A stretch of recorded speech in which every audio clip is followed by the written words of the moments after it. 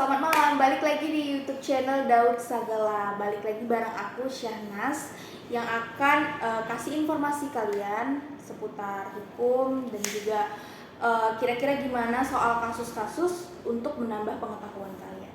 Nah, kali ini aku akan membahas mengenai gonogini dan juga warisan. Pastinya aku akan bahas dengan orang-orang yang berada di bidangnya, lawyer kita. Nah, tapi sebelum balik ke pembahasan, jangan lupa untuk kalian subscribe, komen, dan like YouTube ini supaya kita bisa terus berkembang, oke? Nah, aku kenalin nih narasumber kita lagi dari lawyer kita ya, yang sering kita andalkan banget nih. Ada Kak Maya, Law firm DNA. Law firm DNA ya kan. Ada Bang Iqbal. Oke.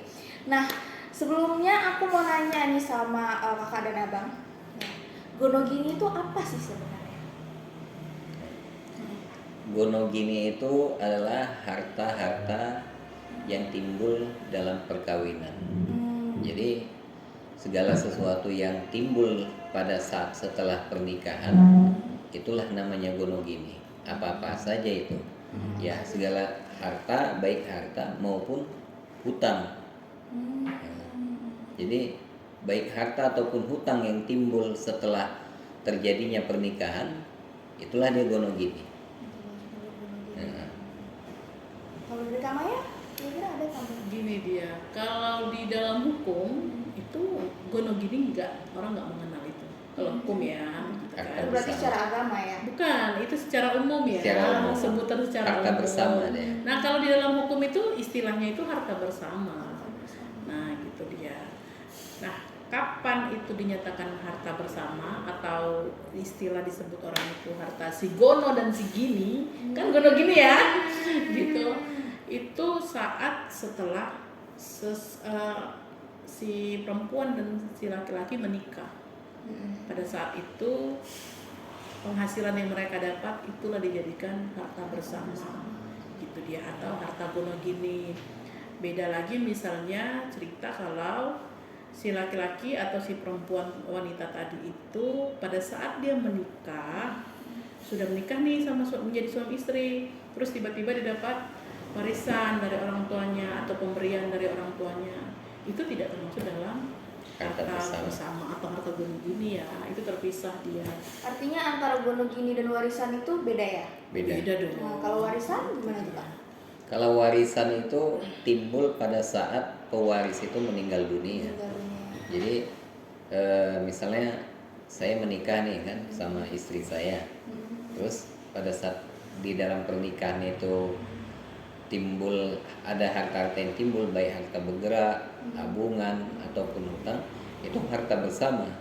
Nah, pada saat salah satu dari kami meninggal, saya atau istri saya, harta-harta tersebut itu menjadi harta warisan bagi pewaris. Siapa pewarisnya? Kalau saya meninggal tentu pewaris saya, ahli waris saya, istri sama anak-anak saya. Saya sebagai pewaris karena sudah meninggal, timbullah ahli waris gitu. Jadi yang membedakannya itu antara harta bersama dengan warisan adalah meninggalnya si pewaris gitu. Dan kalau warisan itu diwasiatkan atau seperti apa kira-kira kalau warisan? Beda dia warisan, beda dia dengan wasiat. Gitu dia. Wasiat itu di luar dari warisan. Maksudnya gini, wasiat itu bagian yang di luar dari warisan. Atau ada juga dibuat orang, tujuan nanti dia membuat warisan, dia membuat surat wasiat dulu. Tujuan wasiatnya itu pembagian kepada ahli warisnya masing-masing gitu. Si A nanti dapatkan ini ya supaya nggak berantem. Kan gini, hartanya misalnya ada 10 nih, anaknya 10 gitu kan. Kadang-kadang kan kita di antara 10 ini ada mungkin tempat yang lebih bagus atau lebih biasa atau yang biasa-biasa aja. Jadi kan jadi timbul rebutan nih gitu. Nah, kadang-kadang ada juga orang tua yang takut anaknya berantem. Setelah dia meninggal, dia buat wasiat supaya kan nggak berantem. Ini menjadi keputusannya. Yang anakku nomor 1 nanti dapat tanah yang di sini, nomor 2 dapat hotel yang di sono misalnya. Setelah ada wasiat itu dan semua dapat, itu harus diikutin wasiatnya. Beda lagi misalnya ada wasiat yang dia punya anak 10. Mungkin dari salah satu 10 ini mungkin anak nomor 10. Kadang-kadang kan anak paling kecil lebih disayang kadang-kadang, atau anak lebih tua mungkin ya karena dia mengemong adiknya, dia yang dikasih beban tanggung jawab besar, dia dikasih lebih banyak misalnya. Jadi sehingga dibuatlah wasiat bahwasannya 10 anaknya dia punya 10 harta, 1 dikasihnya sama anaknya, sisanya 9 dibagi ke 10 anaknya. Jadi 9 yang tadi masih anaknya yang nomor 1 dan yang dikasihnya wasiat tadi masih dapat hak waris nggak? Masih. Sepanjang pembagian kepada yang dalam wasiat itu tidak melebihi 1/3 dari harta yang ada. Walaupun sudah diwasiatkan, tapi harta yang diberikan kepada si penerima wasiat itu lebih dari 1/3, itu secara hukum batal. Seperti itu dia. Jadi beda dia konsepnya gonogini itu apa, warisan itu apa, wasiat juga itu apa. Gitu. Tapi masih dalam kajian hukum perkawinan. Nah, tapi tunduk dalam suatu perkawinan gitu. Nah, pada umumnya kalau permasalahan yang warisan yang dibawa secara hukum itu kira-kira apa permasalahannya? Atau pernah nggak menangani, Kak Maya? Misalnya mereka rebutan atau mempermasalahkan pembagiannya gitu? Banyak. Ya? Sebenarnya kalau masalah warisan ini kan terjadi karena tidak kesepakatan mengenai porsinya. Kalau dia sepakat, biasanya kan banyak seperti itu, dia ya udahlah antar keluarga berembuk gitu kan untuk pembagiannya. Kalau sepakat nggak ada masalah. Tapi kalau tidak sepakat, baru dia jadi masalah, diproses sesuai dengan hukum. Misalnya dimasukkan gugatan ke, kalau dia yang muslim pengadilan agama, kalau dia yang non muslim tunduk kepada hukum perdata, maka di pengadilan negeri. Seperti itu. Jadi kalau dia misalnya saya misalnya kakak adik nih sama Bu Maya gitu kan, nah, saya rela ini sepakat kami porsi Bu Maya lebih besar gitu kan, atau saya bagi rata. Seharusnya kan secara hukum Islam saya lebih besar kan, 2/3. Tapi karena kami sepakat 50-50 nggak ada masalah. Walaupun sebenarnya kalau secara hukum memang secara porsi bertentangan dengan hukum, tapi kalau sepakat nggak ada masalah.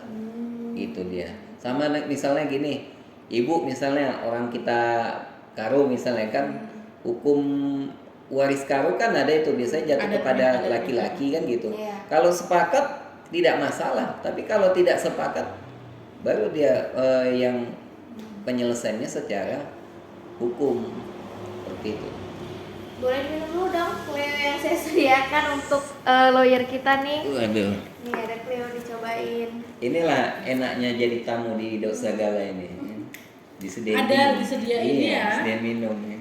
Kadang-kadang ada yang berwarna, kadang-kadang ada yang dia bening seperti ya. ini bening ya. Apa rasanya, Kak? Segar. Air putih.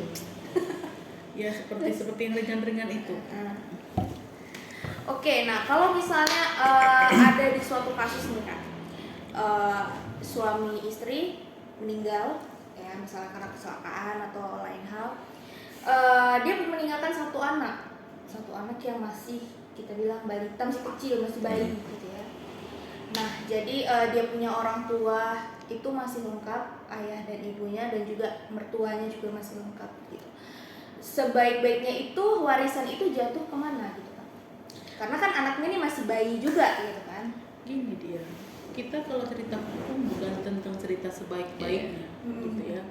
Dalam hukum ini ada porsinya masing-masing seperti itu. Dalam hukum perdata juga seperti itu, apalagi kompilasi hukum Islam itu sudah jelas. Apabila golongan ahli waris nomor 1 tidak ada, maka yang mendapatkan warisan itu golongan kedua. Apabila golongan kedua tidak ada, menjadi hak golongan ketiga gitu kan. Begitu juga seterusnya.